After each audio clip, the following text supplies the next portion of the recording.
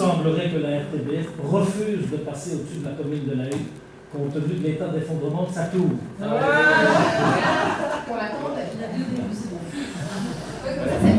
Donc, monsieur Léchevin, Il fut un temps où il y en a qui tiraient sur les hélicoptères. faudra-t-il revenir à chaque conseil communal pour avoir une réponse sur la question de savoir quand est-ce qu'on va enfin faire quelque chose à cette tour? Nous sommes dans le ridicule le plus complet. Toutes les communes qui sont traversées par le Tour de France ont fait des efforts immenses pour avoir une maison communale impeccable. Seule La Hutte va être dans le peloton. Pas des fleurs en plus. Et le secrétaire communal rit. Allez, on en parlera tout à l'heure. Tout à l'heure, mais juste avant de faire dire la fin. Très chargé, mais comme ça reste. Comme elle dit, après ça va être. Oui, ok. Après ça va être le micro et compagnie. Bah, Je peux pas faire un tour de mots. Juste avant, on va déjà y aller. Bon anniversaire Patrick Valda.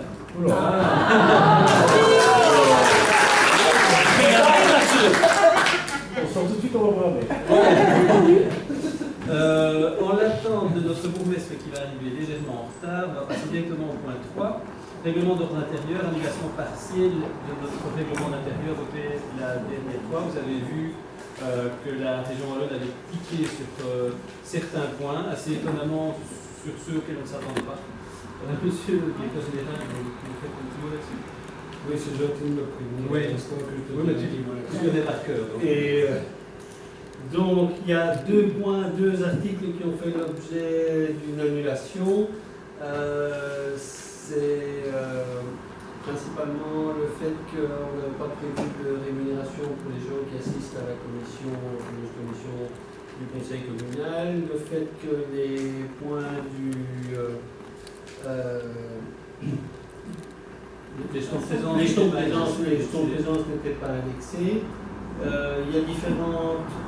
Ça n'a pas fait l'objet d'une annulation, mais les remarques étaient fondées, parce que, rappelez-vous, on a renuméroté complètement le règlement de l'intérieur, mais il y a des références à des articles anciens qui ont échappé à notre vigilance, et spécialement à celle de notre président qui a fait un travail remarquable pour tout renuméroter. Et donc, je rends à César ce qui est à César, c'est lui qui a fait le boulot. Et chapeau aussi au fonctionnaire de la région wallonne qui a tout décortiqué. Il y a passé à mon avis 2-3 jours. Et il y a un seul point qui fait débat, c'est le fait que dans le Code de la démocratie locale, il y a un article qui prévoit que votre serviteur et directeur financier se tiennent à disposition des conseillers communaux pendant 2 plages horaires définies d'avance, une pendant les heures de service et une en dehors des heures de service, pour vous apporter toute l'information utile concernant l'ordre du jour. Techniquement parlant, si on ne modifie pas cet article, il ne sera plus annulé. Puisqu'il est passé une fois, ils n'ont pas annulé, donc il ne sera plus annulé. D'un point de vue pratico-pratique, je crois que la directrice financière et moi-même, et je crois les conseillers communaux aussi, on préfère nettement que vous nous donniez un petit coup de fil en disant ce que je peux vous voir, on prend rendez-vous et on se voit, et donc ça avance mieux que le début. Maintenant, si vous voulez remplacer cette liberté, cette facilité par le fait que je ne vous reçois uniquement que pendant 2 plages horaires prévues à l'avance, c'est pas confortable pour vous, c'est pas confortable pour nous. Voilà, donc moi je n'ai pas proposé d'adaptation du règlement d'ordre intérieur. Il y a des questions à ce niveau-là? Juste pour confirmer, donc les articles, si tu reviens le paragraphe qu'on a Oui, c'est exactement passé. Oui, Je ne m'y attendais pas. on est juste passé de 2 à 3 par an. Ah oui, ça c'est l'autre article qui était annulé. Et ça, c'est pas pour une question d'égalité, c'est pour une opportunité. Donc le ministre a considéré qu'en opportunité, il fallait limiter à 3 et pas à 2. Donc, celui-là est dépassé. Pas d'autres questions? On passe au vote. Madame Léchevin. Oui. Oui. Oui. Oui. Oui. Oui. Oui. Oui. Oui. Oui. Oui. Oui, merci. Je vous rappellerai que la dernière fois, je m'étais abstenu. Ah voilà. Effectivement, juridiquement, j'étais assez sensible à certains points, mais bon, je vous ai laissé faire. Donc, j'apprécie sinon que le texte a été bien analysé par la tutelle. Le point suivant, ce sont les appels à projets de la province du Brabant Wallon pour 2019. Alors il y a plusieurs points, et donc chaque échevin va présenter son point. C'est pas Philippe pour le Tour de France, justement. Voilà, et donc je vais en profiter pour expliquer un peu le Tour de France. Donc, mon côté, le Tour de France passe effectivement dans la commune, ce qui va avoir l'incidence. Il traverse entièrement la commune en venant vers le jour en allant au Florette. Donc, les rues sont fermées à la circulation à partir de 11h jusqu'à 18h et on peut plus se garer non plus, entre autres ici, dans la rue des combattants, à partir de 8h. Voilà, donc ça c'est un peu pour les informations pratiques. Alors, pour en revenir au point qui est traité ici, je vais être dans le cadre justement. À pied, on peut traverser. Oui. Donc, pour en revenir ici au subside, donc on a évidemment envie de profiter du passage du Tour de France pour faire vraiment toute une animation. Donc, il y aura ici l'escalade devant la maison communale et aussi sur le parking une série d'animations. Donc, on fait concours de pétanque, vous aurez des chalets avec des commerçants qui vont pouvoir vendre à manger, à boire. Il y a des clubs sportifs aussi qui seront là. Il y aura un écran géant pour suivre la course. Et puis il y aura une série d'animations autour du vélo, donc par exemple le GRAT sera là pour présenter un petit peu toutes ces activités. Il y aura aussi des vélos électriques qui seront mis à disposition s'il y en a qui veulent tester les vélos électriques. Il y aura des parcours qui seront faits pour les petits-enfants pour leur apprendre un petit peu de sécurité, etc. Donc voilà, donc ça c'est toutes les animations qui vont avoir lieu ici au centre du village. Et il y aura des navettes qui seront mises à disposition pour faire en sorte que les gens puissent rejoindre le centre du village, navette gratuite évidemment. Pour tout ça, ça a un certain budget. Alors, nous avons un budget, dans le budget, il y a de l'argent pour faire des festivités, mais on s'est dit, étant donné que le Tour de France, on n'a pas vraiment demandé à ce qui se passe chez nous, donc on s'est dit qu'on allait essayer de voir s'il n'y avait pas moyen d'avoir un subside. Et donc, c'est pour ça qu'on a fait appel à un subside pour la dynamisation des centres-villes et villages. Et donc, on a fait une demande pour 4 600 €. Donc, on a budgétisé un petit peu tout ça, 4 600 €. Je réponds bien à toutes vos questions, monsieur. La navette est pas cool. Alors, la navette, c'est encore la question. Logiquement, à la base, on pensait pouvoir permettre aux gens de se garer au parking de la gare. Mais apparemment, les gestionnaires du parking hésitent. Et donc, ce serait peut-être depuis le parking de l'Aise. Voilà. Et si on n'a pas de subside? On a quand même de l'argent en fait, dans le budget festivité. Et ceux qui sont en dehors du village, comme moi, je fais comment? Je m'en appelle qui À viennent vélo. chercher. À vélo. Toutes les rues, sauf la rue principale, évidemment. C'est vrai qu'il faut anticiper dans la rue principale. Il y a Ouais. des possibilités, il y a quand même des quartiers qui sont bloqués. Ouais.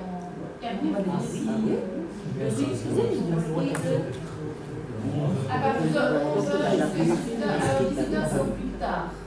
Le Tour de France du passage vers 15h30, si je ne me trompe pas. Et donc, voilà, 18h, c'est un temps large, en espérant que les derniers par la tête.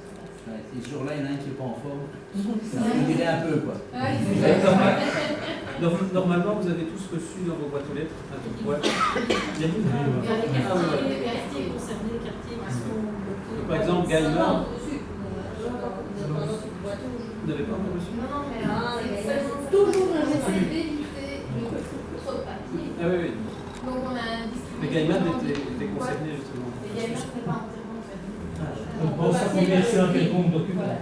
Non, mais c'est que les quartiers entièrement fermés. Les quartiers entièrement fermés. Il y a des quartiers par Guadeloupe, exemple Guadeloupe, Bois des Dames, les Nègles. Ça c'est des Donc les festivités s'arrêtent à 18h. on a prolongé jusqu'à 21h, je pense, histoire de profiter un peu du beau. On avait dit qu'on lui disait pas Isabelle. C'est vrai.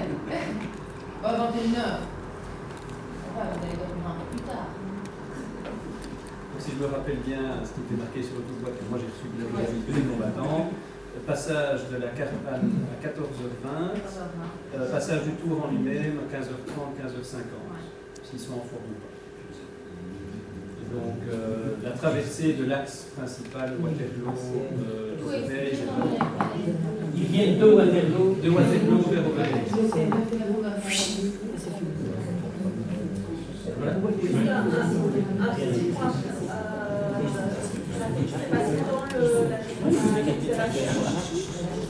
Dans la définition de tuyau, on donne 4 sauvegardes à la projet, mais celui-là, il est indiqué, il est en attachement, mais je ne l'ai pas vu dans le cadre.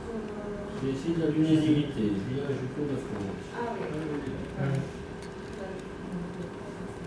Ok. Pas l'unanimité, c'est Alors, ce que je vous propose, c'est d'examiner les autres appels à projets. Puis, s'il n'y a pas d'autres questions sur celui-ci, on passe au suivant. Le point suivant, c'est l'acquisition d'une grue de 5 tonnes. Donc, nous avons déjà une grue de ce type-là, mais qu'on doit remplacer. Vous vous souvenez peut-être qu'au dernier conseil communal, on avait voté l'acquisition d'une grue également, mais il s'agissait d'une grue de plus petite taille, qu'on utilisait principalement pour le cimetière, alors qu'ici, il s'agit d'une grue qu'on utilise pour les travaux de voirie.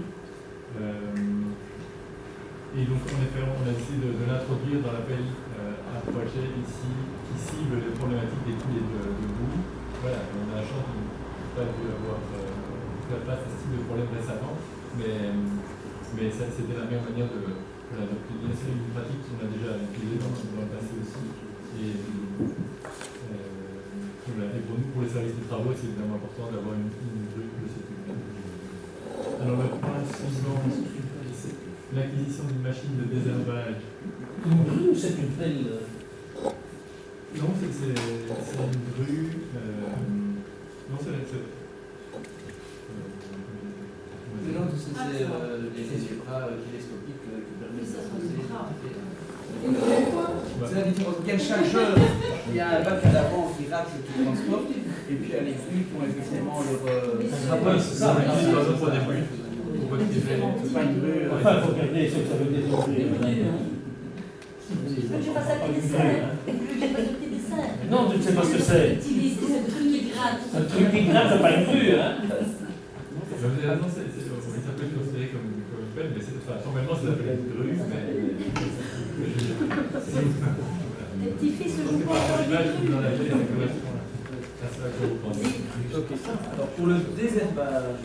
Oui, alors pour le désherbage, en fait, vous savez, on a décidé d'avoir un cimetière avec le label nature, et donc on n'utilise plus, mais ça c'est la réglementation wallonne de produits phytosanitaires depuis des années. L'entretien est parfois difficile parce qu'on a à peine fini d'éliminer les mauvaises herbes d'une parcelle qui repousse déjà. Et donc pour aider le fossoyeur dans son travail et le service travaux, je veux dire, de manière plus élargie, il y a un appel à projet de la Troisième Wallon auquel on souhaite répondre pour obtenir une machine qui racle en fait le gravier et qui le trie avec les mauvaises herbes. Et donc on a un réceptacle qui recueille les mauvaises herbes et un filet qui replace le gravier après être passé. C'est assez efficace. Le fossoyeur a eu l'occasion de tester la machine il y a quelques semaines. Il a fait plusieurs allées du cimetière. Ça permet de gagner un temps considérable. Et avantage par rapport à ce qu'ils utilisent maintenant, c'est-à-dire un système de brûleur au gaz, eh bien c'est nettement plus écologique parce que les bonbonnes de gaz partent à vitesse des déprimes. 4 bonbonnes de jour. Voilà. Non, c'est bien de préciser, on utilise actuellement 4 bonbonnes de gaz par jour. Donc, quand on est obligé de faire ce type de travail, et qu'il y a 2 personnes qui désherbent, on va l'utiliser par jour. Simplement pour souligner l'impact écologique. Très très bien. Et voilà, l'alternative c'est la vinette, mais c'est nettement moins efficace. Alors, peut-être pour avoir un complément d'information également, le fossoyeur s'est rendu en formation cette semaine dans un autre cimetière de Wallonie où j'ai eu l'occasion d'avoir un exposé sur toutes les techniques de désherbage alternatif. Et on reviendra peut-être prochainement avec vous avec une autre solution également. Je pense qu'avec ceci, on va déjà solutionner bien un problème assez conséquent. On va gagner en vitesse. Voilà, on vous propose de valider ceci. À quel prix? À quel prix? Oui, alors, en fait, donc, si vous regardez l'appel à projet de la province, vous avez des tranches que vous pouvez débloquer donc, en fonction des montants.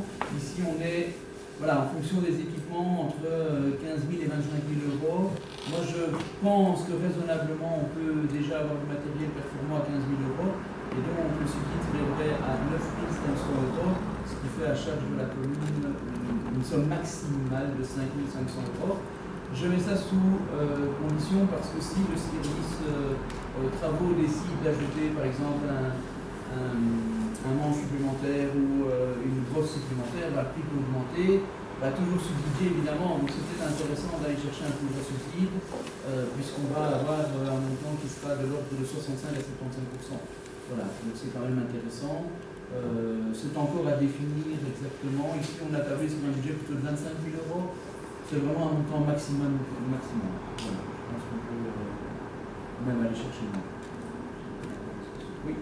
La grille dont on a été question juste avant, c'était un budget de, si j'ai bien vu, 100 000 €. Et la part du subside est estimée à combien?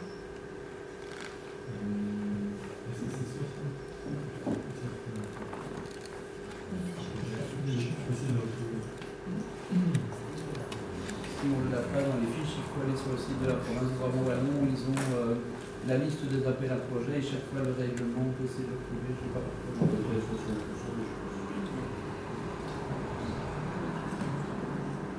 Je vais donc posé si on continue comme ça. Pendant que M. Janssen cherche. On n'a pas de subside, on peut supporter certains types d'achats. Personnellement, deux choses. Un, l'année passée, il restait un montant pour le cimetière qui n'avait pas été engagé de l'ordre de plus ou moins 20 000 €. Raisonnablement, il a été décidé de le reporter à cette année-ci pour ne pas se précipiter et faire des travaux qui n'étaient pas indispensables. Ça, c'est la première chose. La deuxième chose, c'est, je crois qu'il ne faut pas sous-estimer l'impact en termes humains de l'entretien du cimetière.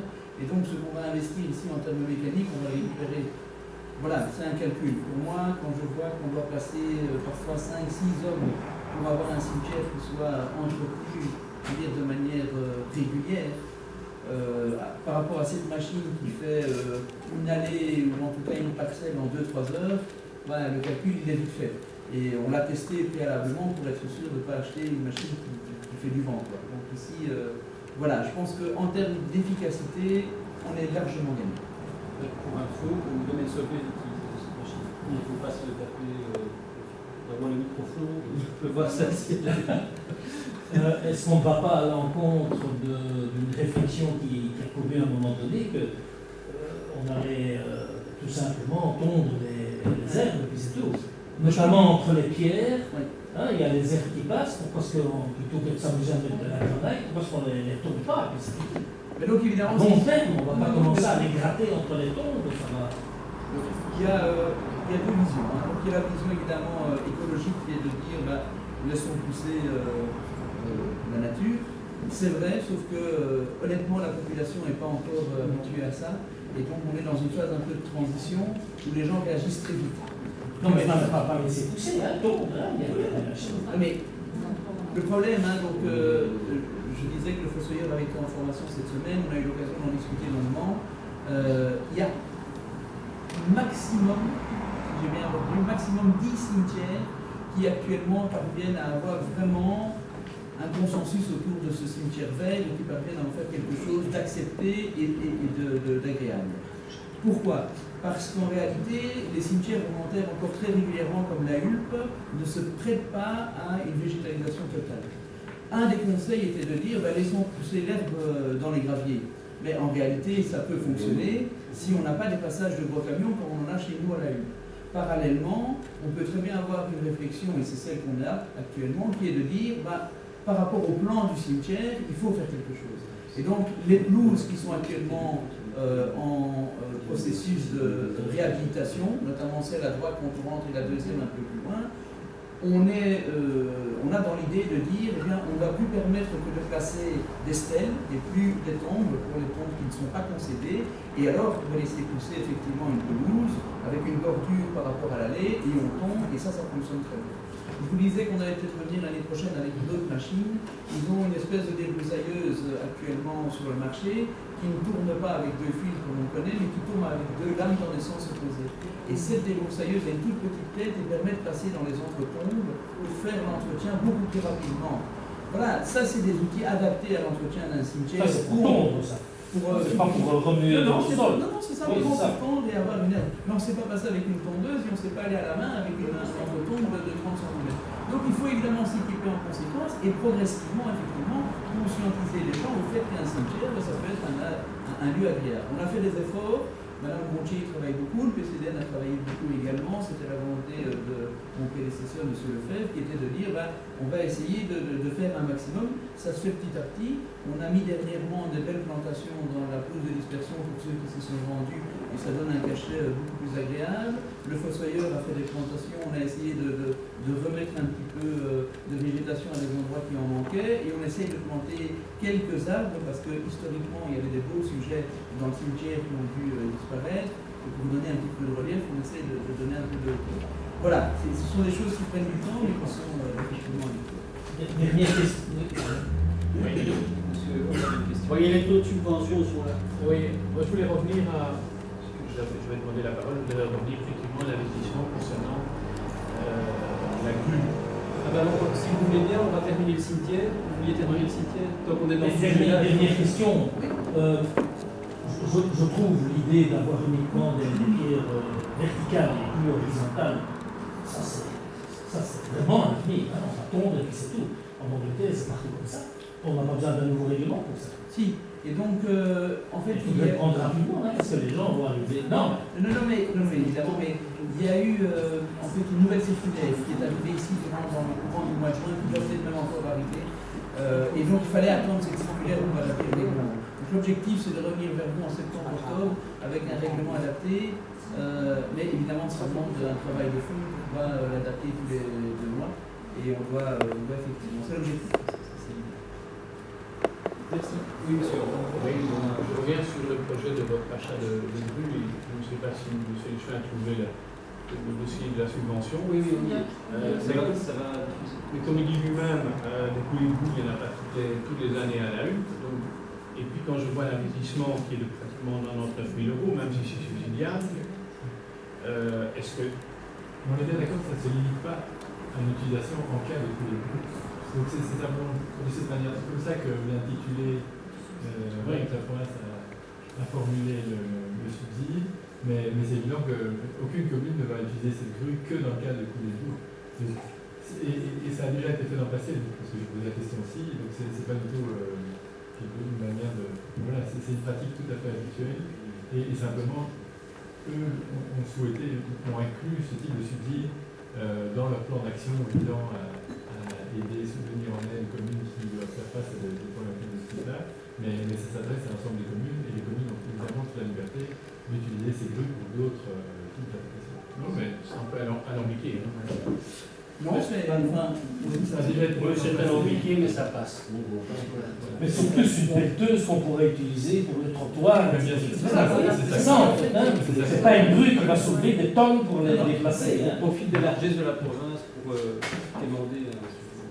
Je crois que c'est une utilisation pour moi qui est tout à fait rationnelle de cet appel à projet. Bon, on peut fonctionner autrement. Si la province demain disait on donne une enveloppe aux communes pour utiliser et faire des achats intéressants, fonctionnons comme ça. Ici, il y a chaque fois des enveloppes fermées dans lesquelles il faut aller chercher. Alors, 2 possibilités. Soit on ne va pas chercher le subside et on se dit un jour ou l'autre il va falloir remplacer la grue actuelle qui est en fin de vie et on va devoir la payer plein pot. Soit on se rend compte que dans l'appel à projet pour les coulées de boue rentre l'achat de cette grue et on en profite pour le faire rentrer là-dedans. C'est en fait ce qui a été choisi comme option. C'est vrai que ça sert pour les coulées de boue. Mon chef conseiller, vous voulez une goutte d'eau. C'est ça l'idée en fait. Donc, vous voyez, il y a jusqu'à 75% Demander, ça coûte rien. Si on ne demande pas, on est sûr de ne pas recevoir. Si on demande. Demandez pas trop, vous êtes filmé. Non, le pourcentage subsidié varie d'un projet à l'autre. Donc ça peut jusqu'à 75% comme l'a dit le président. Combien 75. Mais ça varie en fonction.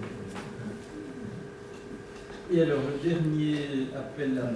Non, pas l'avant-dernier. Il y avait mobilité, sécurisation des voiries, et c'était l'aménagement de la zone apaisée phase 3. Voilà, donc c'est un projet qui évidemment a été réalisé en étroite concertation avec les chemins de travaux, M. Lancel, ainsi qu'avec, qui est rentré par M. Van den Abel. Donc, on vous avait expliqué que pour la zone apaisée, dans un premier temps, on avait eu un projet qui était très large et qui comprenait le parking de la maison communale, l'esplanade ici devant, la zone de parking. On avait évidemment rentré dans un premier temps, puisque c'était la volonté de la région, une demande, ce soit la phase 1 qui concerne la fontaine ainsi que le parvis de l'église. La phase 2, c'est le parking ici devant avec le changement et la redisposition des places de parking. Et puis la phase 3, bien évidemment, s'attaque à ce qu'on n'a pas encore fait, c'est-à-dire le parvis ici dans le communal et le parking. Alors, 3 objectifs principaux ont été mis en avant. Le premier objectif, c'est la transition entre la maison communale et la bibliothèque. Actuellement, il n'y a pas d'espace sécurisé pour le piéton pour s'y rendre. On doit passer sur la zone de parking. Et donc, l'idée, c'est de pouvoir redessiner un chemin et permettre aux enfants, notamment, d'accéder à la bibliothèque en toute sécurité. La deuxième chose, c'est de refaire le pavage qui, à certains endroits, est assez chaotique. On voit qu'il y a des pavés, des clinkers qui ont bougé, ça c'est dangereux. Et donc c'est une sécurisation de l'espace. Devant l'église. Oui, ici vraiment.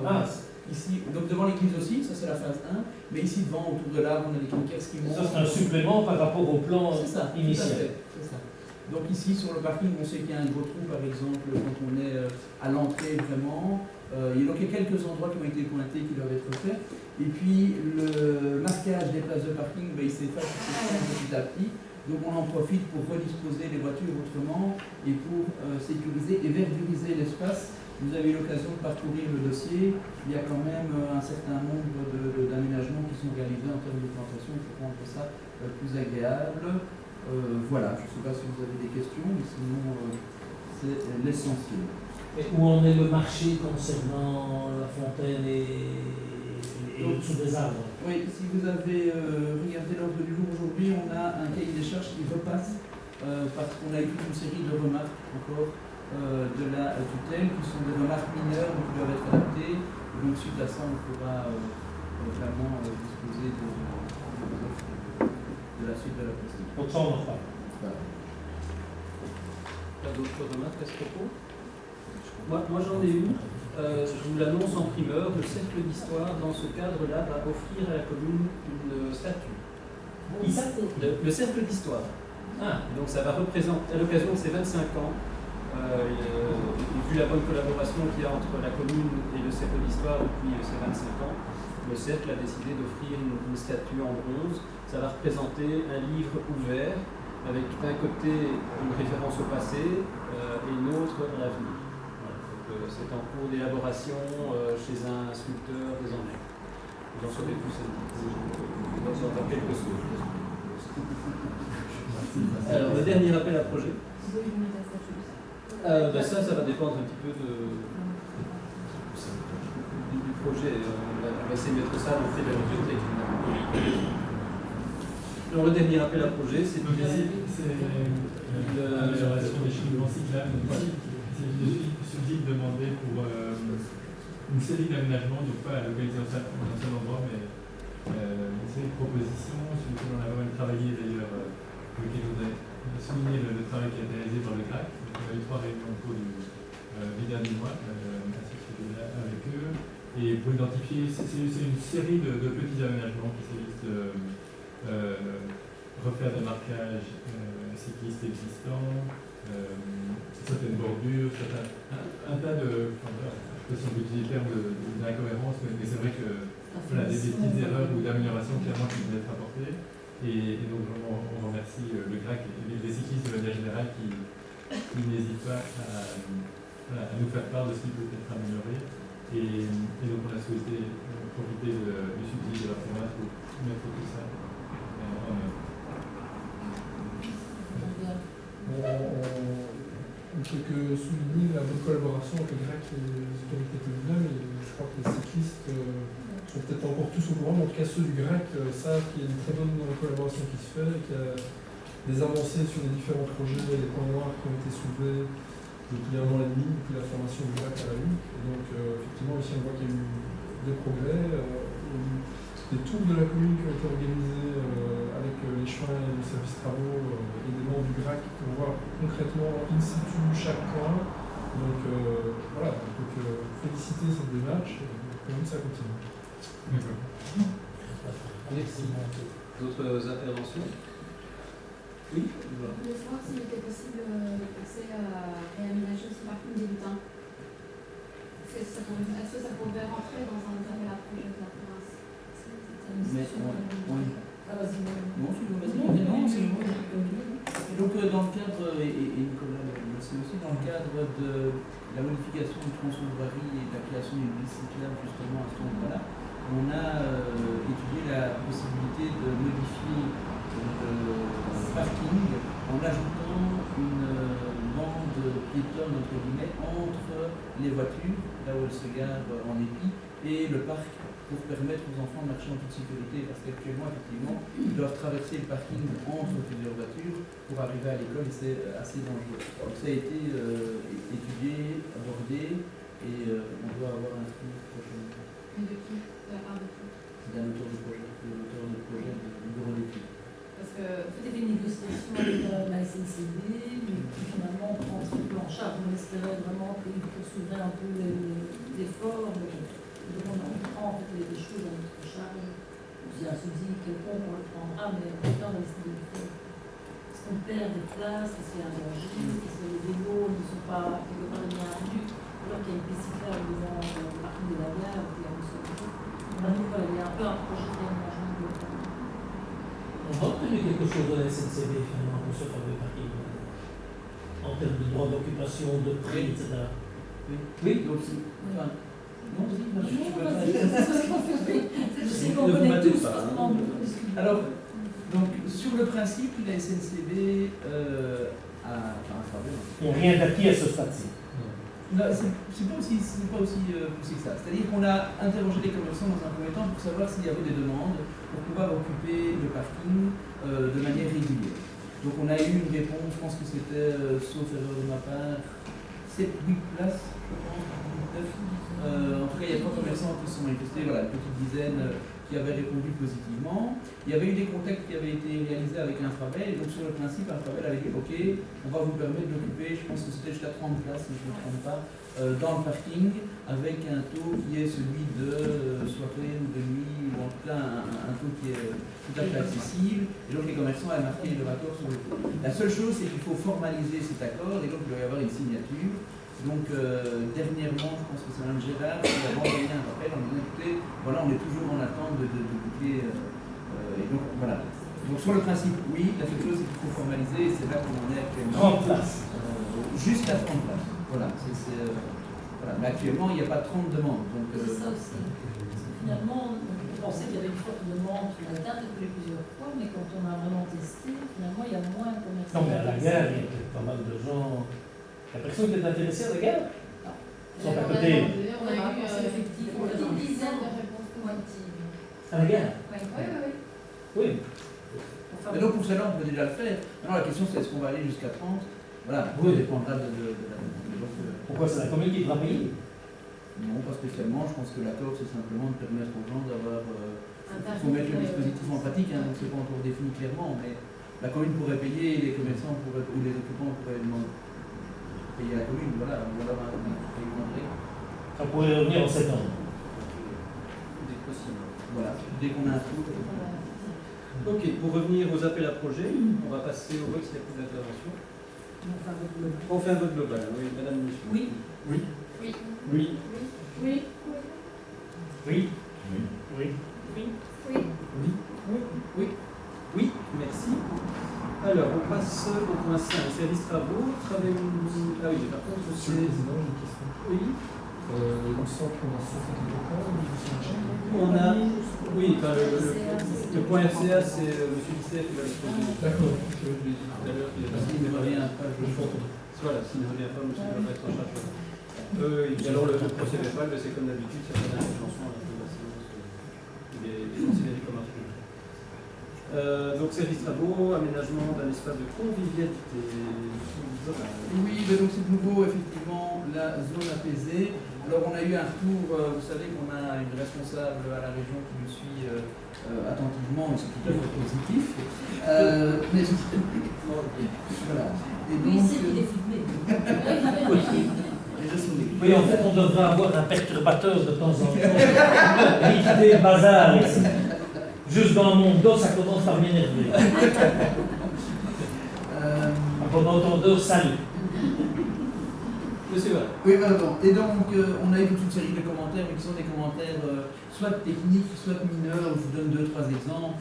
Point 1, interrogation. Il est abusif de ne pas indiquer de limite à l'amende. Évidemment, voilà, on peut mettre une amende si jamais il y a des retards. On n'a pas mis de limite, il faut en mettre une, sinon c'est abusif. Mais la remarque est tout à fait pertinente. Simplement, ça n'a pas d'impact foncièrement sur le cahier des charges. Secrétaire, vous deviez. Vous connaissez la fonction de la question aussi? Non, enfin, c'est un principe assez élémentaire. Voilà. Mais ça m'étonne d'ailleurs, au demeurant que, brillant juriste comme vous êtes, quand vous avez les conseils communaux, vous n'avez pas soulevé cette anomalie. Ce n'est pas mon rôle, ça ne l'est plus.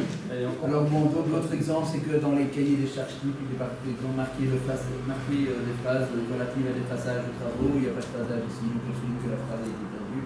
Voilà, c'est vraiment des indications qui n'ont pas d'incidence. Peut-être juste vous répondre par rapport aux emplacements de stationnement vélo. Je sais que c'est un sujet qui vous tient à cœur. Donc on a bien l'intention d'en rajouter à proximité de la maison, de l'église, mais sur un budget qui serait soit un fonds propre, soit sur un budget qui resterait d'un appel à projet ou l'autre, il pourrait le permettre. Donc ça n'est pas qu'on n'inclut pas, parce que je sais que c'est quelque chose qui est bien évidemment, mais simplement, voilà, dans l'appel à projet ici, donc sur le fond, il n'y a rien qui change. Sur le fond, il n'y a rien qui change. Sauf si on considère que avoir un béton maigre de type 3 et qui est indiqué C1620 est foncièrement une différence. Moi, je ne peux pas techniquement m'exprimer, mais voilà, non, sur le fond. Et comme cette personne a l'air d'être particulièrement performante, mais écoutez, et sans vouloir taper sur le clou, on ne pourrait pas lui soumettre le cahier de charge de la tour de la maison communale. Une chance qu'on avance. Ça va la perpétuer. Non, mais enfin, ce cahier de charge, il existe. Alors, mais nous avions une offre, mais la personne qui avait fait offre est décédée. Non, mais elle n'a jamais dû faire le travail. Et mais qu'est-ce qu'on attend pour le soumettre alors? Il y a un problème de deux choses. Il y a un problème d'échafaudage, parce qu'on ne veut pas payer 2 fois les échafaudages, une fois pour celui qui fait la corniche et une fois pour celui qui fait la tour. Et donc, je viens encore d'envoyer un mail au responsable du service en disant que, encore une fois, nous sommes ridicules sur ce dossier, donc ça dû penser. Donc, j'espère que la personne en question prendra une mensuétude. Peut-être que je devrais venir la voir, tout compte fait. Peut-être que je devrais venir la voir. Quel est votre bon plaisir? On voudrait qu'elle reste un peu en bonne état pour quelques années. Je propose qu'on fasse l'intermédiaire. La personne, pas la tour. Voilà. On va passer au vote, s'il y a d'autres interventions. Ok. Madame Pascal. Oui. Oui. Oui. Oui. Oui. Oui. Oui. Oui. Oui. Toujours au niveau du service travaux, l'acquisition d'un chargeur articulé, monsieur l'enseignant. Oui. Donc on a aujourd'hui un chargeur de ce type. Alors c'est ne savent pas exactement. Alors de quoi s'agit-il? Il s'agit d'un genre de. Encore une grue. Un genre de mini, un peu discipliné. un genre de mini bulldozer. Je ne sais pas si vous visualisez le chargeur. C'est pas pour Peut-être que vous voyez c'est qu'est un chargeur articulé, autrement un genre de mini bulldozer qui est utilisé principalement pour les terrassements et surtout au cimetière. D'ailleurs, une autre est en très mauvais état, mais au point qu'en fait actuellement on ne peut plus l'utiliser. Or, on en a clairement besoin. Et donc, vous avez ici le cahier de charge qui est proposé. C'est dans le budget 2019, donc c'est déjà prévu dans le budget. Et il y a la reprise de l'ancien, du chargeur actuel qui est prévu dans le cahier de charge également. Oui, ça avait été prévu dans le budget extraordinaire que vous avez présenté en 2019, en début d'année. C'est vraiment un outil indispensable au travail du fossoyeur, sinon il doit tout faire à la main. Et donc, voilà. Ok. Des questions? On devrait avoir des photos, hein, comme ça évite. En sens divers. Pourquoi pas? Oui.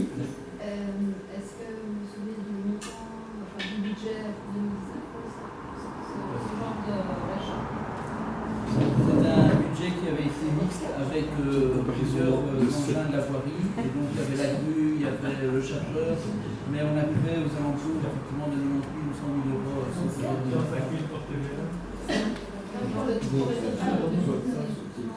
Pour le total de 2019. Oui, c'est déjà voir dans le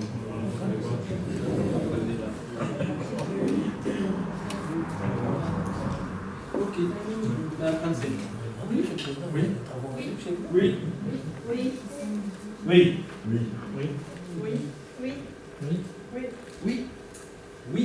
Le point suivant relate l'urbanisme de la Brèze de la Drame et juste un Oui. état de l'enquête publique. Merci, c'est la suite de la procédure effectivement. Donc vous savez qu'on veut modifier la voirie au niveau de l'adresse de la Ramée, notamment avec un subside de la région, subside important. Et donc la procédure veut qu'on passe à l'enquête publique, ce qui a été fait. Nous avons eu 3 réclamations. Alors quand je dis réclamations, ce ne sont pas foncièrement des oppositions. Il y a effectivement des remarques quant à l'utilisation de la voirie par les bus. Évidemment, c'est quelque chose que les habitants proches regrettent en disant que la voirie n'est pas adaptée, mais en tout état de cause, c'est une situation de fait.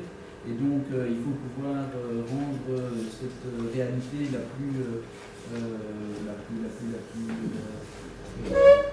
oui, non, mais voilà. Et donc, il faut adapter. La voirie est dans un très mauvais état.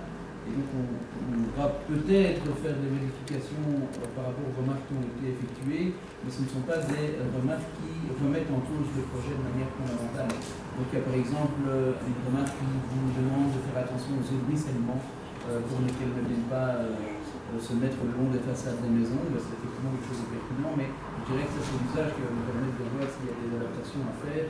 Il y a une question aussi de propriété en disant attention, il y a un talus, il faudrait vérifier la propriété, mais ça ne met pas en péril le projet. Donc voilà, je vous propose de valider cette étape et d'envoyer vers la fonctionnaire déléguée, le dossier avec un avis, avec un accord.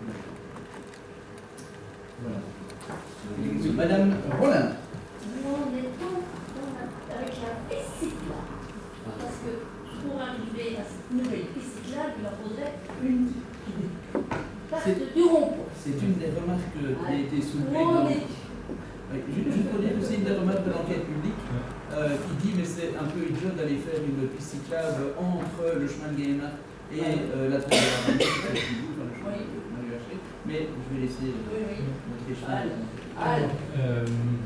Eh bien, on se rend compte malheureusement que la piste cyclable sur le chemin de Gaïma, comme on avait discuté en DG, c'est plus compliqué que ce qu'on pensait, et donc, plus compliqué, certainement, les secours nettement plus chers, avec un impact environnemental, finalement, on ne pourrait pas avoir une piste cyclable ou un apport suffisant sans faire des aménagements importants. Et donc, on est actuellement occupé à explorer, plutôt on a demandé à un bureau d'études d'explorer 2 pistes. Donc, ça a été discuté au collège et on attend la semaine passée, et donc on attend actuellement un retour du bureau d'études. Donc, sur 2 nouvelles propositions. Donc, une serait le long du chemin de Gaïma, mais donc pas directement sur le chemin de Gaïma, mais en hauteur, donc sur le talus. Voilà, sur le talus. Mais voilà, on a évidemment de passer par des expropriations. Et puis, il va falloir dans le fond. Et puis, c'est pas évident. Et puis, la deuxième option que nous avons demandé au bureau d'études d'explorer, c'est d'utiliser le sentier, comment on l'appelait, le sentier qui se trouve. celui qui prolonge la baie de la On parle dans la sablière. Voilà. On dépasse le chemin de Gaïma qui revient à la Métropole, et puis plus loin, on revient vers la droite. Et peut-être le plus malin. Voilà. Personne ne prendra ça, c'est l'autre. Mais c'est un peu plus long, effectivement. Mais voilà, après tous ceux qui sont à vélo sont parfois ravis de voir ça. À pied, parce qu'il y a beaucoup de petites dames qui descendent à pied. Il y a une autre solution sur les chemins. Une moitié de voirie pour les voitures, une moitié de voirie pour les piétons et et on fait un sens unique. Mais comme vous savez, on avait proposé à la région on avait proposé un aménagement qui était de ce type-là, mais pour lequel on demandait de restreindre, de limiter la vitesse à 50 km/h, et la région l'a interdit, la région elle a refusé. Et donc avec 70 km/h, effectivement, on pourrait faire un sens unique. Mais... En fait, voilà, on a regardé un peu cette option-là, qu'on trouve qui est vraiment plus intéressante. Le chemin. Le chemin. Et en fait, on a mesuré la différence, c'est 250 mètres de différence si on ne passe pas ce sentier-là. Donc finalement, c'est pas. Il y a la petite dame qui arrive au rond-point et qui doit encore aller sur la chaussée de Louvain pour prendre au premier sentier. C'est 250 mètres de différence, c'est pas non plus. C'est rien de dramatique. Dans la boue et tout.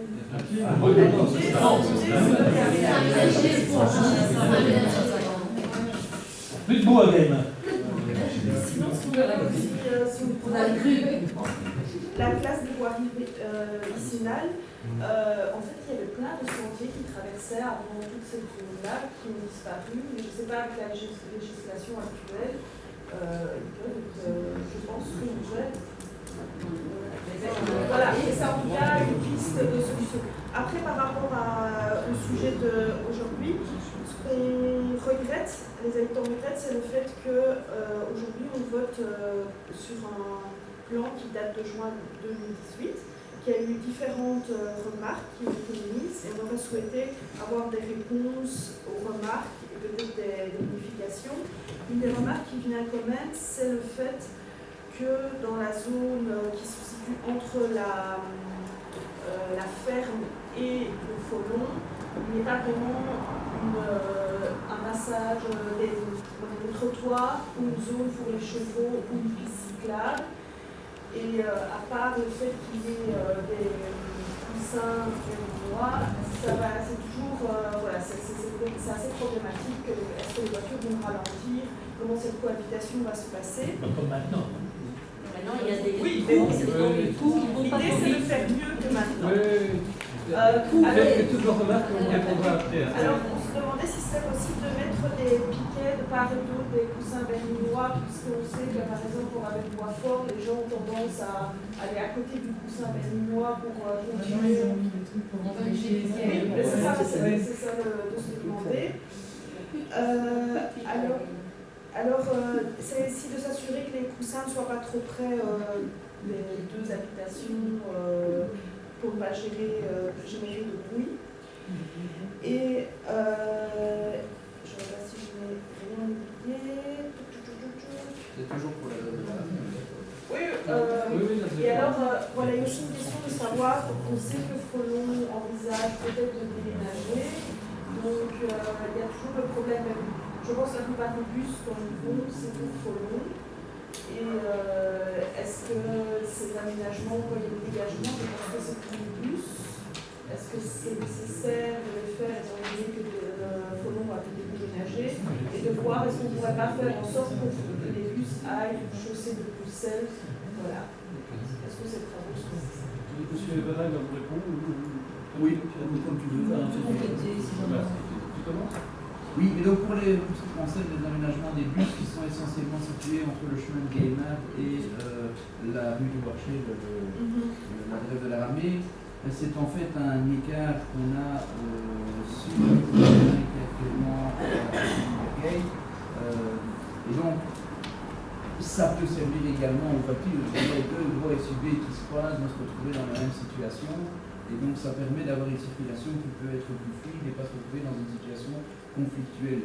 Donc c'est évident que le jour où Folon déménage, on aura peut-être moins de bus. Ça n'exclut pas qu'il y ait des bus. On pourrait toujours très bien avoir un bus de gens qui viennent au Reine de la Vie, par exemple, par hypothèse, ou qui viennent pour une festivité ou l'autre au château. Donc je pense que l'option n'est pas inintéressante et mérite d'être maintenue. Quand vous voyez l'étroitesse de la rue à ce endroit-là, c'est quand même compliqué déjà maintenant quand deux voitures se croisent. Il faut se mettre sur le côté sur des abords qui ne sont pas faits pour. Voilà, je pense que bus ou pas, voilà, l'aménagement qui est prévu ici n'est pas déraisonnable parce que quand on est là la voirie sur toute la largeur. C'est possible de réfléchir, parce que je sais que ça, voilà, le problème que ces bus passent, par là il y avait des remarques que ça joue sur la stabilité de la du bâtiment. ferme. Donc effectivement qu'il faut régulièrement. Je sais que c'est pas dans ce cas de ce dossier, mais qu'il faut peut-être revoir. Je dirais que tout peut toujours être étudié. Maintenant la question c'est quelle solution. En pratique on ne peut pas empêcher le bus de passer par là, et les voiries le permettent. Et donc, celui qui va aller par là, il va évidemment effectivement gêner la circulation. C'est un peu le point de vue ici, c'est très pragmatique peut-être comme approche, mais quelque part, de deux mots, il faut choisir le moindre. Soit on a un bus qui va se retrouver sur une voirie qui est en très mauvais état, et parallèlement, les voitures qui vont subir ça également. Soit à un moment donné, il faut dire, bah oui, effectivement, il y a des bus qui passent, donc faisons en sorte que le problème soit le moins impactant possible. C'est ce que je disais ici, un petit peu dans l'introduction. Donc s'il y a des pistes ou des solutions ou des suggestions, moi je suis tout à fait ouvert et je suppose que le service travaux les étudiera avec plaisir. Dans le cadre qui nous occupe ici, voilà, je ne vois malheureusement pas, vu les délais imposés par le subside, ce qu'on peut faire de plus dans la procédure. Objectivement, on est tenu par un certain délai, et donc si on veut que les travaux puissent se faire et être subsidiés, je rappelle qu'on a quand même près de 250 000 € de subside. Voilà, on ne peut pas se permettre de mais j'entends bien. Voilà, je sais pas. Et la cohabitation Oui. On est évidemment tout à fait d'accord avec vous sur la nécessité de faire des aménagements pour les vélos. C'est évidemment notre souhait, mais effectivement on est tenu par la taille. On est vraiment tenu par la taille du CRV pour obtenir ces subsides. Et donc les pistes que vous évoquez impliquent toute une prévoir une série de mesures qui nous permettraient pas de rester dans ce alignement. Et donc c'est une étape à la fin. Mais on est évidemment tout à fait d'accord avec vous. Juste rajouter quelque chose par rapport à ça, revenir au budget en fait des travaux tels qu'ils sont prévus actuellement, parce qu'une des suggestions c'était de dire exproprier une bande soit au château, soit à la famille qui possède la propriété du jardin, et donc bien sûr on peut toujours le faire. Bon, c'est jamais lié d'exproprier, parce que finalement si je peux exproprier le vit pas de la même manière, mais au-delà de ça, ça a un coût. C'est la même manière que de dire on peut faire une piste cyclable, le chemin de Gaïmar, bien sûr qu'on peut le faire, mais les montants sont évidemment très très élevés. Et donc ici, je vais dire, ce qu'on a fait c'est le plus raisonnable entre guillemets et ce qui était réaliste au regard du budget. Donc, je rappelle qu'on a 2 tiers de subsides et 1 tiers sur le fonds communal, et ça reste quand même un montant de 400 000 € investi pour ceci. Et ce qui n'empêche pas, effectivement, comme le souligne le président, de dire, ben voilà, ultérieurement, dans le cadre des réflexions plus ponctuelles, de prévoir une extension, une modification. Ça va en dommage, parce que c'est vraiment un tout petit tronçon, alors que si à l'aménagement. Petite cause, grands effets, quoi. Rien n'est fermé, mais on pourrait éventuellement phaser. Là maintenant, dans l'immédiat, on va se contenter de ça et puis passer une phase ultérieure éventuellement plus tard. Vous voulez. C'est surtout pour dire que la situation est tellement catastrophique sur cette voirie que c'est vraiment urgent d'intervenir, qu'il faut vraiment avoir ce subside. Donc nous, on est tout prêt à voter ce point. Mais effectivement, il faudra aussi penser dans le futur, et un futur pas trop éloigné si possible, aux aménagements pour les cyclistes et pour les piétons et pour les cavaliers. Et effectivement, prévoir ça dans un prochain budget, parce qu'il y a quand même beaucoup de gens qui sont intéressés de passer par là, et la voirie telle qu'elle va être faite ne permettra pas de passer confortablement. Les cavaliers étaient plus réservés. Est-ce que les cavaliers passent vraiment par cet endroit-là? Oui. Non, les cavaliers, d'abord les cavaliers qui sont à la ferme, là, il y en a une quinzaine, donc là, en tout cas, ils sont par là. Non, il y a des cavaliers, il y a beaucoup de cavaliers. Et c'est pour ça que je reviens aussi avec toujours le même problème depuis 40 ans. La rue du Marché n'est pas. Voilà. Est-ce que vous allez la mettre vraiment sans unique? Parce que ceci, c'est impraticable. C'est dangereux. Alors, je ne sais pas, soit maintenant vous la mettez vraiment en sens unique, eh bien, je ne sais pas, mais ceci, c'est infernal. C'est infernal, c'est dangereux. C'est dangereux.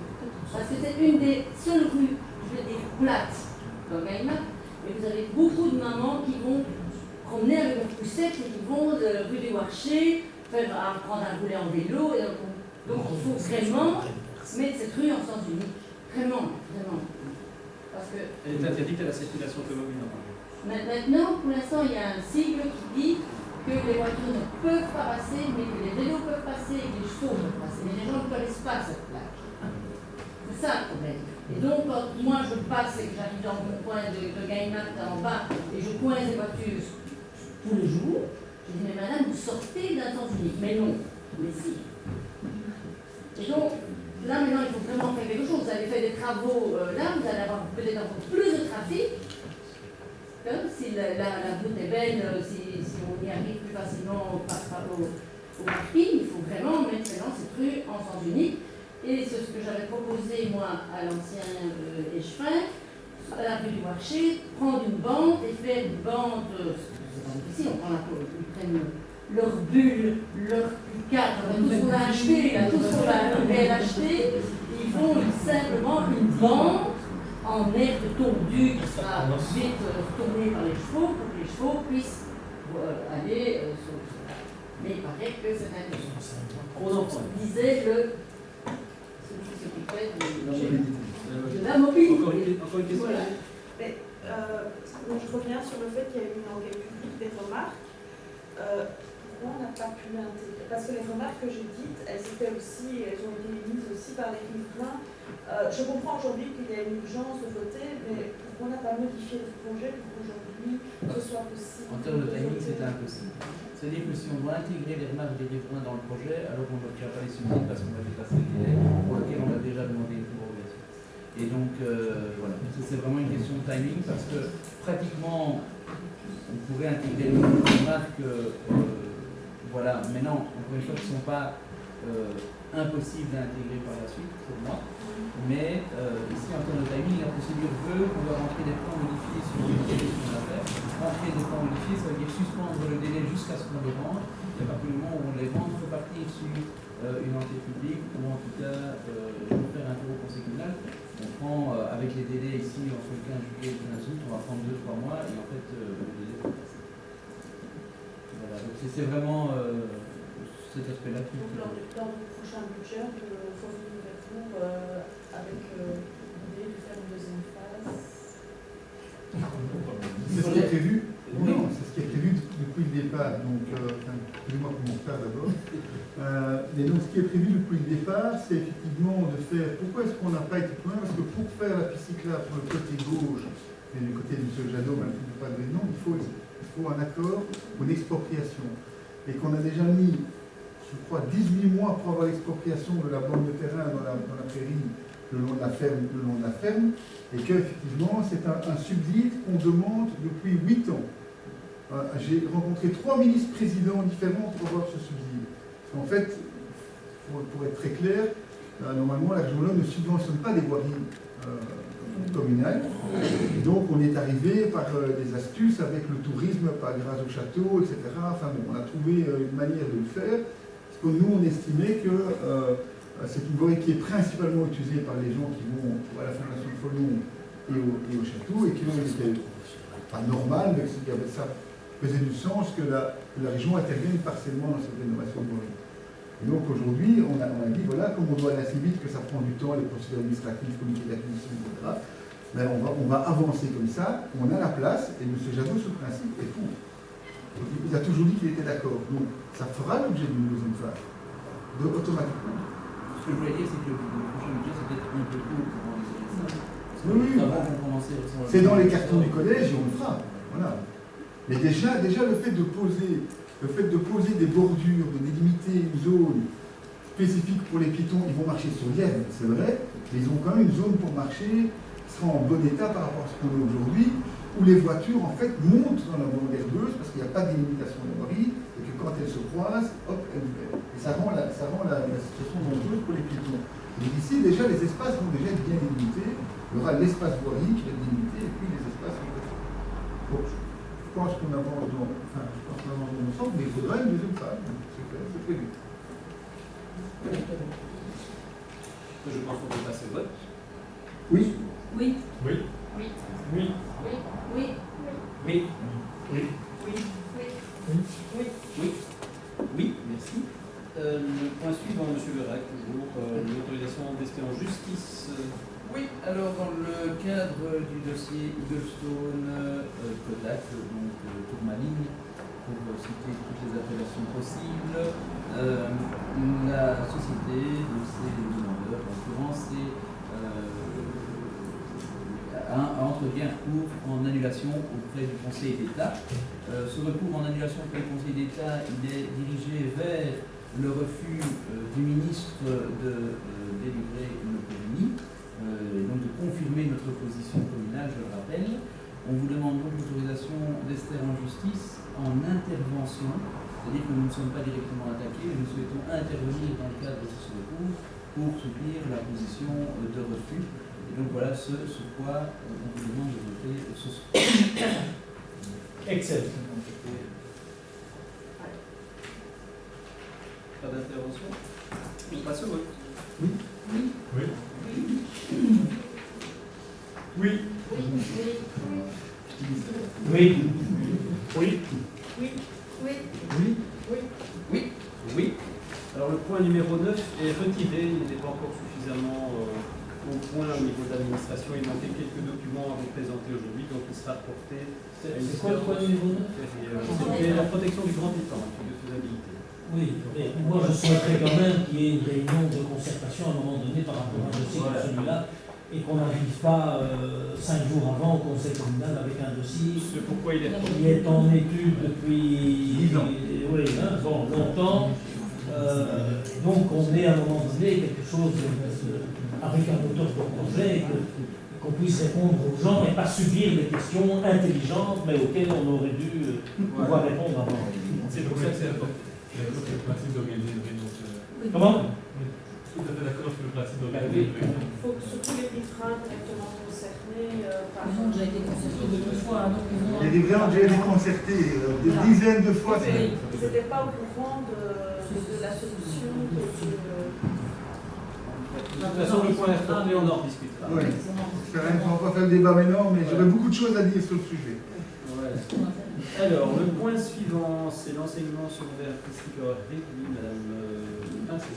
La demande, c'est d'attribuer 11 périodes sur fonds propres à l'Académie de musique.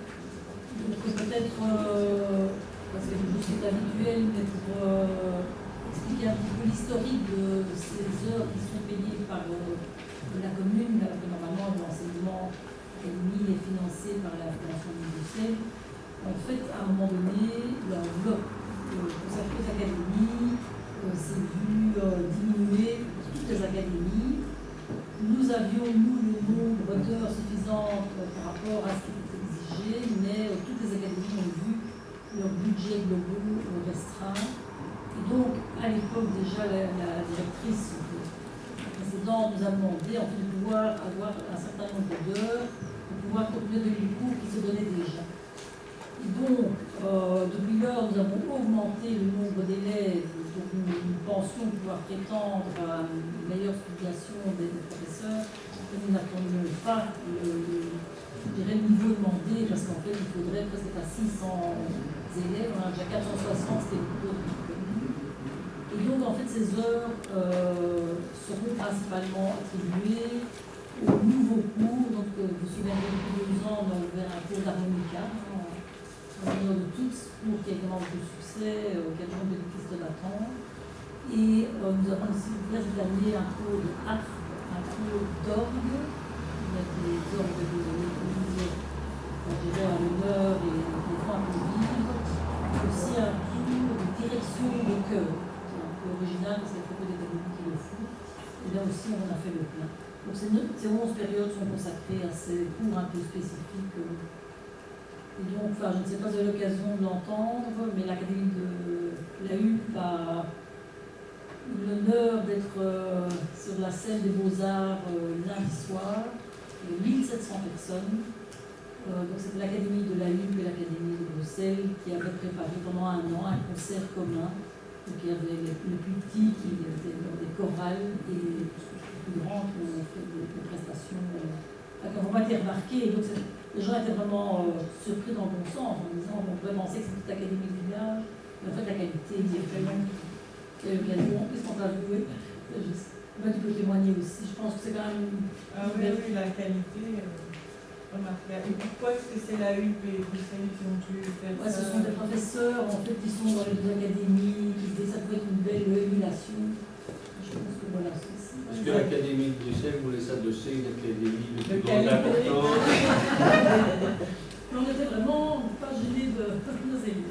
Voilà, montrer que c'est une académie qui va bien, et donc c'est bien de la soutenir. Par rapport aux 2-3 dernières années précédentes, il y avait déjà 10 heures à chaque de la commune?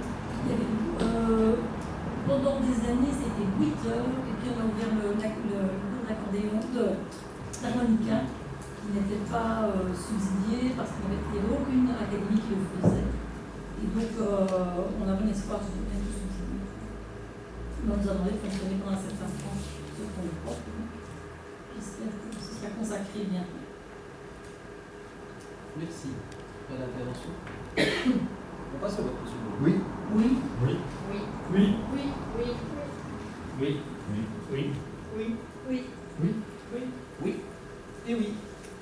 Alors, on va repasser au point numéro 2, donc la régie communale autonome. Je vais laisser faire. Oui, je vous remercie. Donc vous avez pu constater et lire dans le dossier qu'il y avait deux documents, d'une part le rapport d'activité et d'autre part le plan d'entreprise, qui sont deux éléments indispensables pour la RCA dans lesquels de la perception des subsides pour la gestion du centre sportif. Alors, peut-être de manière résumée, et puis je répondrai aux questions, vous constaterez qu'il y a un grand nombre de sportifs qui utilisent les infrastructures, puisque plus de 3000 sportifs fréquentent de manière hebdomadaire nos infrastructures, ce qui est quand même remarquable. Vous avez à la page 2 une grille d'occupation du centre sportif. Vous voyez qu'il n'y a pas beaucoup de temps d'espace, et les quelques espaces libres ne sont pas des espaces libres, ce sont bien des espaces destinés à entretenir le centre sportif, à le nettoyer, etc. Donc le terrain de sport doit être entretenu, et donc en hiver, en journée, quelques espaces, il y a quelques possibilités encore, mais enfin c'est quasiment rempli à 100%. Même chose pour le terrain de rugby qui est bien occupé, sauf en journée et en semaine évidemment, parce que là il y a l'école, et puis même la salle des colibris qui est fortement occupée aussi dans la période après-scolaire. Et donc tout ça fait que nous avons une commune relativement dynamique au niveau du sport, plus de 29 clubs, une commune de 7000 habitants, c'est quand même pas mal. C'est une bonne dynamique qui sert non seulement aux jeunes, mais aussi aux aînés, puisque le club sport senior compte un peu plus de 100 membres. C'est des personnes de plus de 55 ans qui pratiquent plusieurs activités sportives toutes les semaines, et donc je crois que c'est intéressant, et ça démontre aussi que les investissements qu'on a fait depuis plusieurs années portent leurs fruits et nous permettent d'avoir non seulement du sport loisir, où on apprend les valeurs du sport et on permet aux gens de garder la forme, ça c'est important, mais aussi d'avoir du sport de compétition pour ceux qui le souhaitent dans un certain nombre de clubs. Évidemment, il y a la création du centre sportif, de la piscine, pardon, et de la salle de remise en forme va considérablement augmenter évidemment la fréquentation du site, puisque la piscine va être fréquentée par nos écoles bien évidemment, mais aussi par les personnes qui n'ont pas les heures scolaires, et la salle de fitness et la salle de cours collectif. On va avoir une offre de cours, de formation sportive qui va être quand même fort diversifiée, donc on devrait, je pense, augmenter considérablement, je ne vais pas lancer des chiffres, on le constatera, mais en tout cas ça va considérablement augmenter le nombre de pratiquants sportifs dans la commune, et je crois qu'on va attirer encore d'autres personnes qui aujourd'hui n'en font pas parce que l'infrastructure sera adaptée. Dans le plan d'entreprise, c'est des données plutôt financières. Vous aurez constaté qu'on inclut à partir de 2020 l'exploitation du centre sportif, de la piscine et de la salle de cours collectif et de la salle de fitness. Ce sont des chiffres qui sont encore à affiner, donc ce n'est pas la vérité. On est occupé à retravailler aujourd'hui sur les différentes formules, sur les tarifs, et sur les types d'activités que l'on va faire. C'est un travail qu'on va essayer de peaufiner, terminer durant la période des vacances, pour pouvoir présenter au prochain conseil d'administration de la RCA. Et donc chaque parti politique qui est présent aura l'information, présenter une grille plus définitive qui va s'adapter, qui va vivre évidemment, parce qu'il faut voir comment les gens vont réagir par rapport à l'offre de sport que l'on va leur mettre à disposition. Voilà, je ne sais pas si vous avez des questions par rapport à ça. Normalement, vous avez tous dans le CA vu ces documents, et posé des questions, mais je ne sais pas si on a encore. Oui. Dans le courrier du février, il écrit que les pompages ne vont durer encore que quelques semaines en attendant que le sol, je pense, soit classé.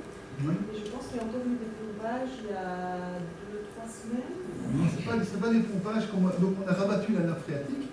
Oui. Et on a pompé jusqu'à ce qu'il y ait suffisamment de poids pour qu'on ne soit plus obligé de pomper. Et là, aujourd'hui, il y a encore une zone qui doit encore être isolée dans la partie basse. Et c'est dans cette partie-là qu'on pompe de l'eau, mais qui repart directement dans le cours d'eau.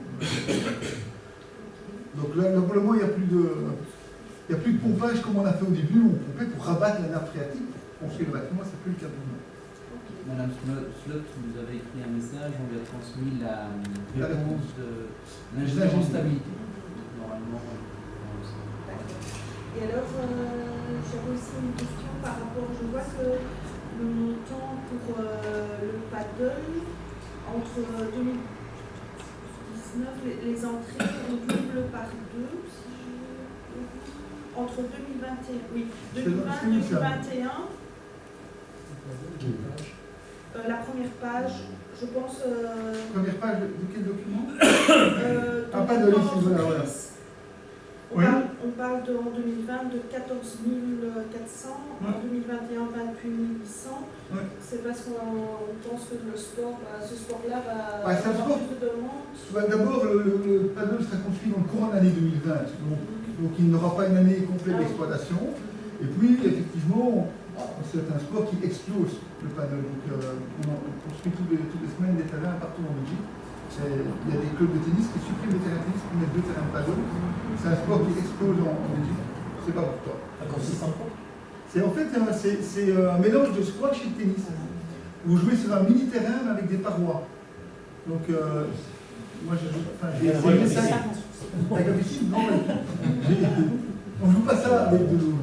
Mais là, ce montant-là, c'est en considérant qu'un terrain. Un terrain. Un terrain. Ouais. Et j'ai encore une dernière question. Pour l'instant, le parking est provisoire. Le parking pour 3 de chez Kodak. Est-ce qu'on a une idée, vu que pour l'instant on est dans une procédure judiciaire, comment ça va, quel va être le futur de ce parking, puisqu'il est nécessaire pour la clientèle du centre sportif? C'est toujours le risque quand on est dans une procédure d'urbanisme dans laquelle le collège émet un refus et qu'il y a un recours du demandeur. Si le demandeur obtient gain de cause, on n'a plus la main. Ce sera un problème. Je ne pense pas que le... D'abord, je ne pense pas que le promoteur aura gain de cause, donc là on est tranquille. Et puis dans toute autre procédure que le promoteur pourrait demander, on exigera, ce sera une obligation de céder le parking. Parce que sans ça, ce serait compliqué. Mais pour l'instant, ça reste accessible. Ils ne font pas de problème, malgré qu'on a refusé, ils ne nous ennuient pas. Okay. Donc on n'a jamais eu une menace en disant ce serait ridicule parce que alors ils coupent les ponts complètement. Il y en a qui le feraient, hein.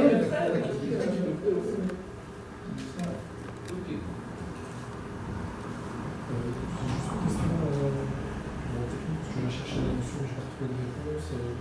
Page 8, on parle de couvérité à l'heure. C'est quoi? En fait, ça c'est une question fiscale. Quand on a fait comment on appelle ça, quand on fait un ruling fiscal, donc vous savez qu'on a eu un problème dans le cadre de la SBL, un litige avec la TVA qu'on a finalement gagné, mais on a créé la RCA avant que le contrôle fiscal, que la procédure fiscale soit terminée. Donc pour éviter d'avoir un nouveau problème, on a fait un ruling fiscal. Et donc, comme pas mal de FCA ont fait ça, ils ont en fait travaillé sur le coût vérité des infrastructures. Le but est quoi? C'est que quand on fait des travaux, on déduit la TVA à 21%. Et l'avantage, c'est que la mise à disposition de l'infrastructure, c'est une TVA à 6%.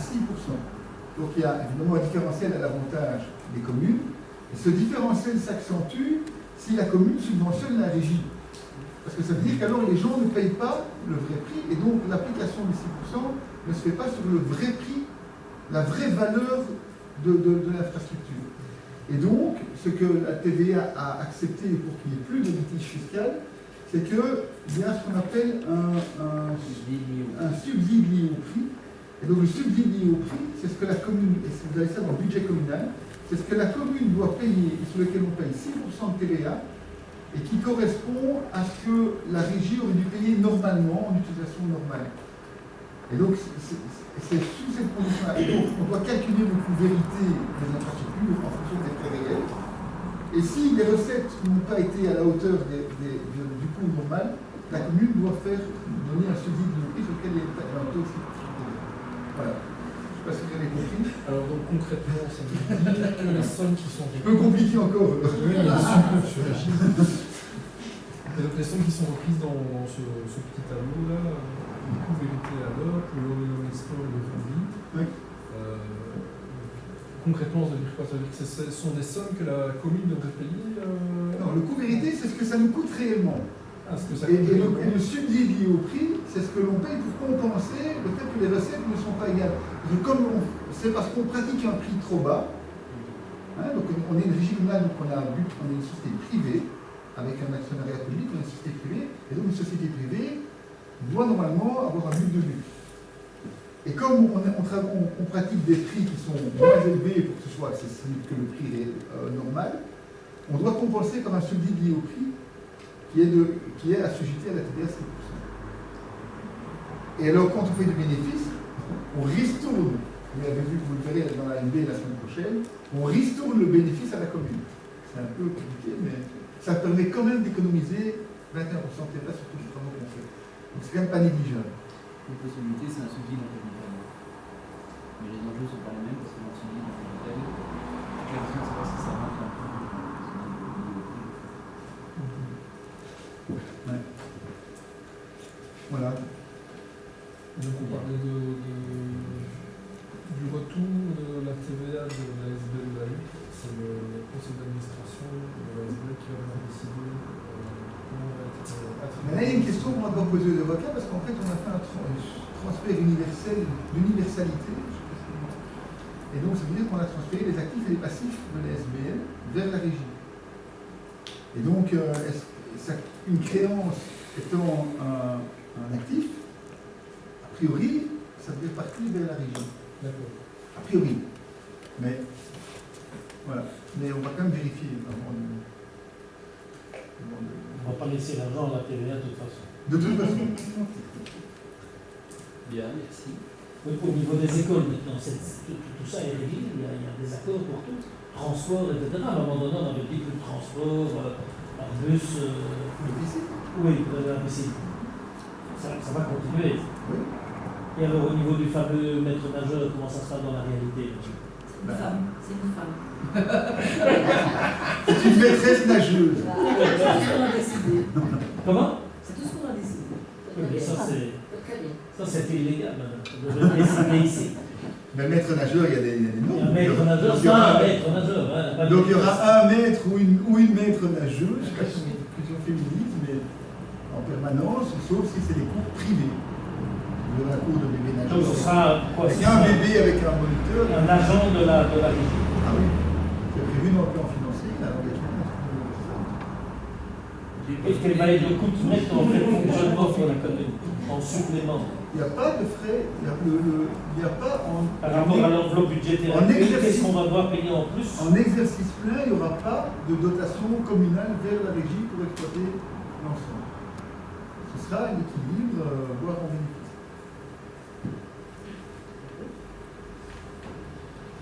C'est le modèle que l'on a mis en place qui le fait. C'est très clairement, c'est le fitness qui va payer la piscine. Hein. Donc, Ces modèles existent dans le privé, il n'y a pas de raison si le privé y arrive qu'on n'y arrive pas. Enfin, eux gagnent de l'argent, mais on ne doit pas gagner de l'argent. On a des prix d'entrée de Ah, comment? Ah oui. Est-ce que je connais le prix d'entrée? Oui, maintenant, est-ce que c'est déjà défini? Oui, on est plusieurs parqueuses, et de 2,50 €, 3 €, quelque chose comme ça, enfin, comme dans une piscine normale, quoi. C'est 6% de TVA. C'est 6% de TVA sur la prestation. Ouais. C'est ça qui est intéressant, c'est qu'en fait, on paye ici et on récupère maintenant. Il y aura un tarif préférentiel Pour les laits poids. Oui. Oui. Pour les laits points, pas pour les francophones, c'est pas comme l'Overrace. Pourquoi j'avais contacté Alors, l'Overrace, les gens d'Oulaf et d'Overrace payent moins cher que les gens de l'Overrace. De 100 000 à 6 000 la taxe sur la caméra. J'avais contacté On va commencer par le brouilleur. le responsable de Promosport, il avait l'air de dire que celui qui a mis en place ce projet, il a connu jusque-là. Que lui a mis en place ce projet. Il dit que, voilà, il dit qu'il fallait une entrée à 5 € pour que le projet soit rentable. Mais on pourra en discuter lors du... Mais lui, il fait du commercial. Lui, il a du piscine. Il doit équilibrer, il doit gagner de l'argent, c'est pas notre objectif, on n'a pas de but de luxe, enfin, on n'a pas le but, la régie a un but de luxe, mais notre objectif n'est pas gagner de l'argent. Donc on pourra pratiquer des prix moins chers qu'une piscine privée, comme dans toutes les autres piscines publiques. Mais non, allez dire que c'est lui qui a l'idée. On l'a rencontré au départ, on avait un projet de piscine. Je pense qu'on aurait sur 5 €, les lacs poids. 5 € les lacs poids et un peu moins cher les autres. Oui, c'est ça. Bien, bien. Même un peu plus, je crois. Pour les lacs poids, Les noms, nous revenons à ces. Ok. On passe au vote. Oui. Oui. Oui. Oui. Oui. Oui. Oui. Oui. Attention. Oui. Oui. Et oui. Je clôture notre ordre du jour en séance publique. Je ne sais pas si vous avez des questions à l'ordre général. Je vais vous poser la même question que d'habitude, mais je suppose que les tests sont toujours Oui, même question. en attente. Non, les tests sont faits, on a les résultats. Et alors? Il y a un courrier qui va partir vers les clubs concernés que j'ai signé, je crois, aujourd'hui ou hier. Donc, au niveau des taux, on a un taux en... Il y a un indicateur qui est au-dessus des normes qui avaient été rabaissées, donc c'est le taux de zinc. C'est le seul. Et en fait, j'ai demandé une explication, donc on a demandé à Infrasport qui nous explique soit les résultats bruts comme ça. Donc pour Infrasport, il n'y a pas de problème sur le terrain. En fait, le taux de zinc donc, il doit être à 0,50 grammes par litre, je ne sais plus. Et en fait, il est à... Faites pas attention aux chiffres parce que je ne dis pas ça par cœur, mais pour donner un ordre d'idée, il est le double après 24 heures et il revient au niveau normal après 48 heures. Donc dans l'analyse. Donc je ne sais pas comment il faut interpréter ça. Je ne suis pas chimiste. Donc, 24 heures, 48 heures par rapport à quoi? Ben justement, c'est ça que j'ai demandé qu'on nous explique. C'est pour ça que je ne vous en parle pas encore. Donc, si, je ne veux pas vous donner une demi-information. Vous posez la question, donc je réponds par rapport à ce que j'ai comme info aujourd'hui.